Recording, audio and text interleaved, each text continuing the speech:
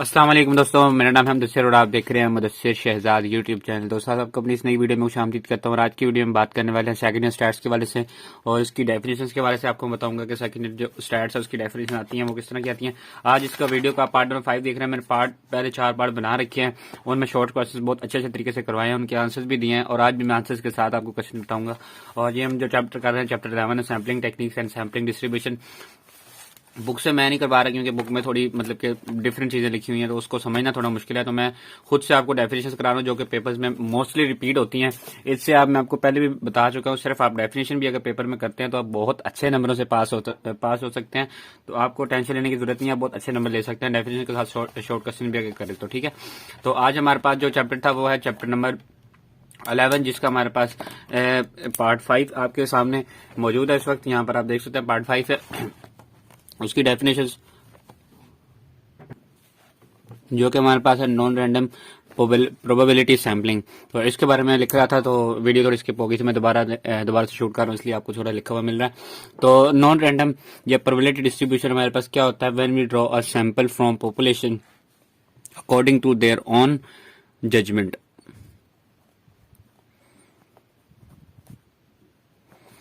According to their own judgment is called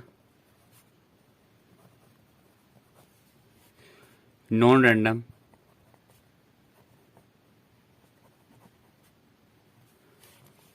या probability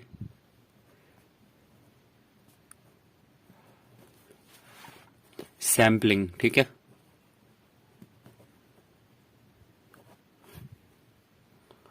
और उसके बाद उसके हमारे पास जो दूसरा आता है वो आता है नॉन रैंडम या प्रोबेबिलिटी सैंपल। हमने पिछली वीडियोस में किए थे, मतलब कि एक था हमारे पास प्रोबेबिलिटी का, सॉरी ये फिर नहीं चल रहा मार्कर, तो मैं आपको बता देता हूँ, बात नहीं। नंबर 2 हमारे पास जो आज क्वेश्चन है वो है नॉन रैंडम या प्रोबेबिलिटी सैंपल। ये ऊपर सैम्पलिंग था, अभी हमारे पास जो मैं करने लगा वो है सैंपल। ठीक है,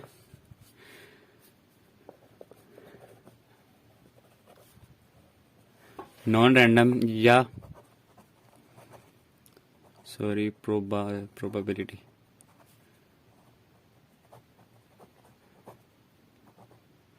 probability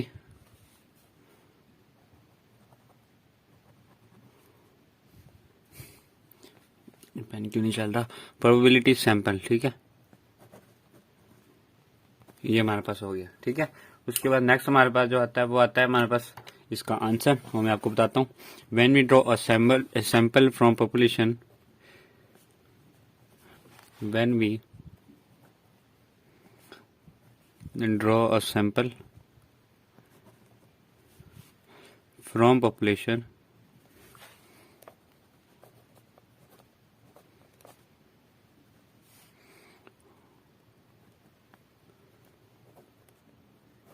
according to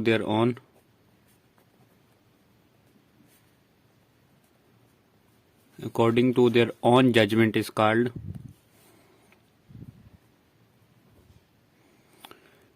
JUDGMENT. Judgment is called non-random या हमारे पास आता है प्रोबेबिलिटी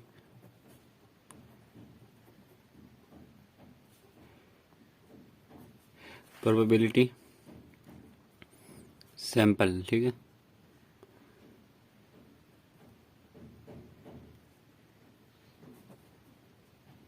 सैम्पलिंग। ठीक है, the sample selected by this method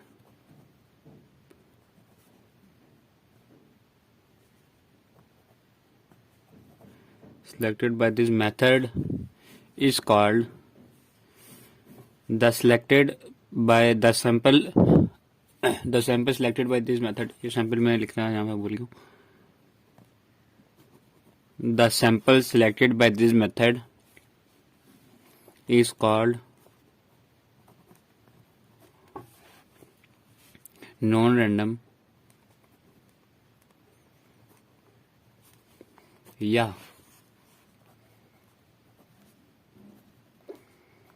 probability sample. ठीक है, इस मेथड से जो सैंपल सेलेक्ट किया जाता है उसको नॉन रैंडम या प्रोबेबिलिटी सैंपल कहा जाता है। ठीक है, उसके बाद नेक्स्ट हमारे पास जो क्वेश्चन आता है वो आता है सिंपल रैंडम सैंपलिंग। ठीक है, इसका मैं आपको बता देता हूँ। क्वेश्चन नंबर 3 हमारे पास है सिंपल। ये थोड़े से क्वेश्चन है जो हमारे पास थोड़े से लॉन्ग है, लेकिन ये है बहुत ज्यादा इजी, कोई इतनी मुश्किल नहीं है। इनकी जो वर्डिंग है वो थोड़ी सिंपल है, तो इसलिए आपको ये याद हो जाएगा, simple random sampling.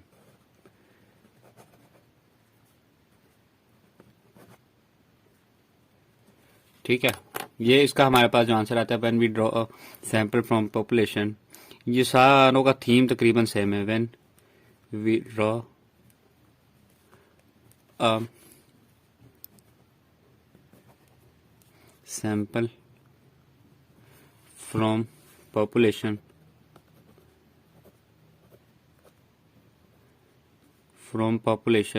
in a such way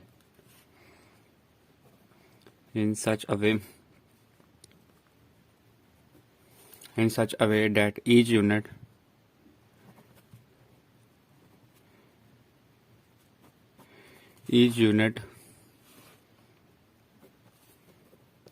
of population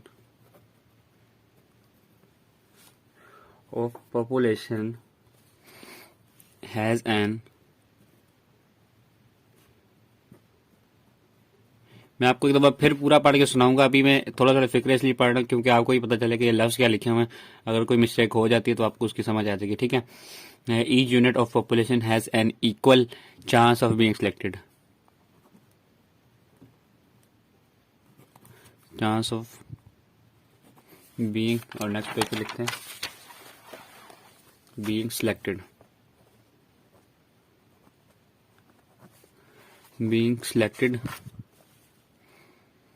in sample is called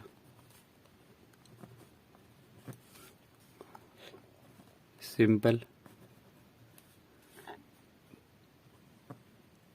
random sampling।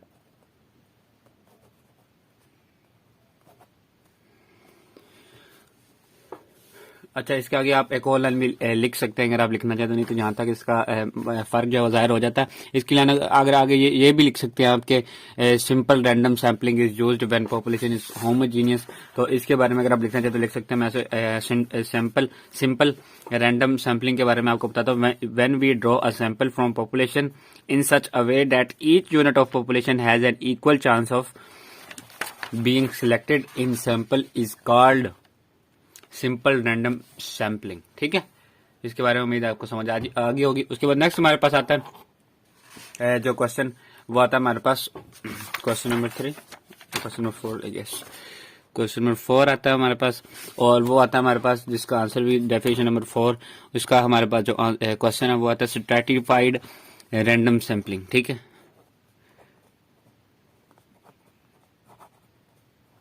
Stratified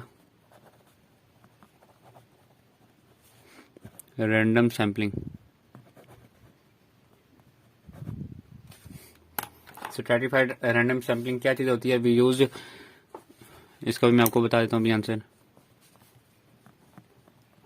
we used stratified random sampling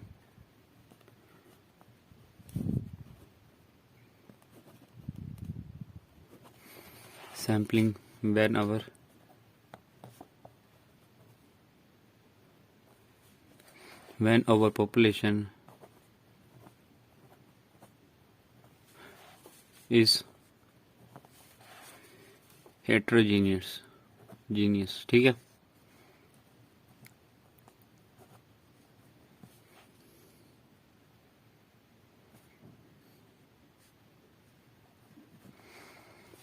we use stratified random sampling when our population is heterogeneous. ठीक है, ये लिखने के बाद आप लिख सकते हैं आगे और लाइन में मतलब कि लिख सकते हैं इन दिस सैम्पलिंग उम्मीद आपको नज़र सही आ रहा होगा।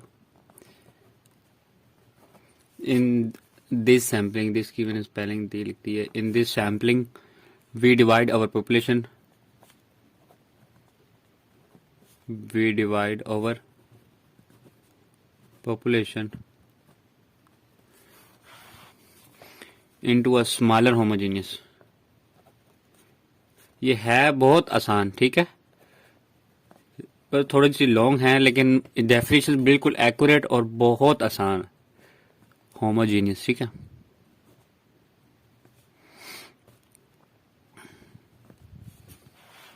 होमोजीनियस ग्रुप्स, ठीक है। उसके बाद हमारे पास है these groups are called strata. इसको बड़ा टी ना लिखें तो अच्छा है, ठीक है। दीज ग्रुप्स आर कॉल्ड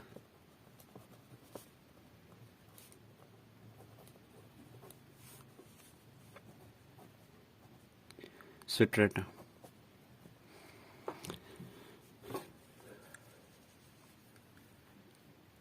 इसके आगे आप और लाइंस भी लिख सकते हैं, लेकिन आप मैं सोच रहा हूँ कि आप अगर इतना भी लिखेंगे तो उसको समझ आ जाएगी कि ये क्या चीज़ है और इसका क्या काम है, ठीक है। इतना ज़्यादा आपको लिखने की ज़रूरत नहीं है। आप अगर इतना भी लिखते हैं तो उसको समझ आ जाएगी कि ये मैंने क्या चीज़ इसने मतलब डिफाइन की है और ये क्या चीज़ है। तो इतनी लिखने से आपको जो है वो चीज़ों की समझ आ जाती है, ठीक है। और आगे नेक्स्ट में डेफिनेशन आपको बताने वाला वो है सिस्टमैटिक रैंडम सैम्पलिंग। इसको हम देख लेते हैं कि इसका आंसर कैसे और इसको कैसे करते हैं, ठीक है। तो नेक्स्ट क्वेश्चन में लिख लेता हूँ, क्वेश्चन नंबर 5, जो कि हमारे पास है systematic.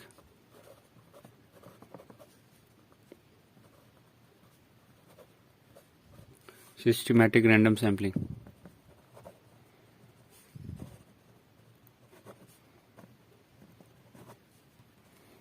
Systematic random sampling we used,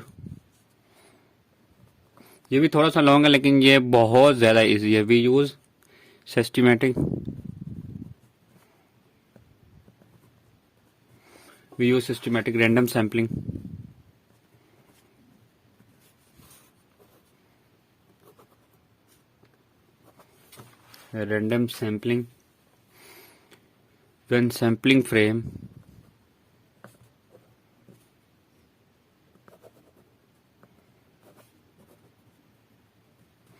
when sampling frame is not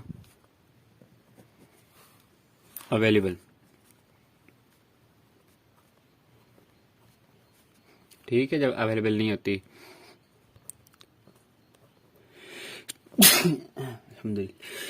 अल्हम्दुलिल्लाह, sorry for this disturbance. In this sampling we draw, उम्मीद है कि आपको नजर भी आ रहा है, we draw first unit at a random and thereafter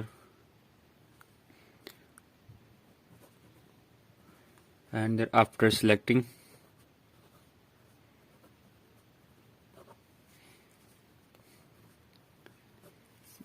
every के बड़ा लिखने के बाद आप टी एच लिखना क्या है, ठीक है। यूनिट, ये यूनिट है, K T H unit until we get, ये our O U R our, ठीक है, we get our required sample, ठीक है। अगर आप ये लिखना चाहें उसके बाद आप ये भी लिख सकते हैं, नेक्स्ट लिख सकते हैं, या आगे भी आप लिख लें, के लिखना बड़ा, उसके बाद इक्वल है क्योंकि यूनिट है, इक्वल लिखने के बाद आपने लिख देना and divided by small and number values, ठीक है। जो भी आप इसको जो है लिखना चाहें तो लिख सकते हैं। अब मैं आपको दोबारा दफा पढ़ के सुना देता हूँ। सिस्टमैटिक रैंडम सैम्पलिंग में we use systematic random sampling when sampling frame is not available, ये वी है, ठीक है, इसको डब्ल्यू ने समझ लेना भैया। Available in this sampling we draw a first unit at a random and thereafter selecting every kth unit until we get our required sample. उसके बाद आप ये लिख सकते हैं, ठीक है, एग्जाम्पल के तौर पर। ठीक है, उम्मीद है आपको वीडियो पसंद आई होगी। नेक्स्ट इंशाल्लाह वीडियो में जल्द लिखेंगे, क्योंकि 7 आंसर भी लिखने के, इसलिए वीडियो थोड़ी लॉन्ग हो जाती है। अगर कुछ सजेशन देना चाहें तो आप कमेंट बॉक्स में दे सकते हैं। तो मिलते हैं फिर नेक्स्ट अच्छी सी वीडियो में, तब तक दीजिए इजाजत। अल्लाह हाफिज़।